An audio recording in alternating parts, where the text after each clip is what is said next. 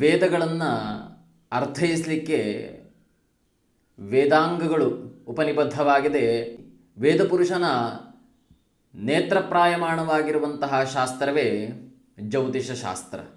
ತ್ರುಟಿ ಎನ್ನುವಂತಹ ಕಾಲದಿಂದ ಆರಂಭಿಸಿ ಮಹತ್ತರವಾಗಿರುವಂತಹ ಪ್ರಳಯ ಕಾಲ ಎನ್ನುವಂಥದ್ದೇನಿದೆ ಅಲ್ಲಿಯ ತನಕ ನಿರೂಪಣೆಯಾಗಿರುವಂತಹ ಶಾಸ್ತ್ರ. ಪ್ರತ್ಯಕ್ಷಂ ಜ್ಯೋತಿಷಂ ಶಾಸ್ತ್ರಂ ಚಂದ್ರಾರ್ಕೋ ಯತ್ರ ಸಾಕ್ಷಿಣೌ. ವಸ್ತುತಃ ಶಾಸ್ತ್ರಕ್ಕೆ ಪ್ರತ್ಯಕ್ಷತ್ವವನ್ನು ನೀಡಿರುವಂಥದ್ದು ಸಿದ್ಧಾಂತ ವಿಭಾಗ.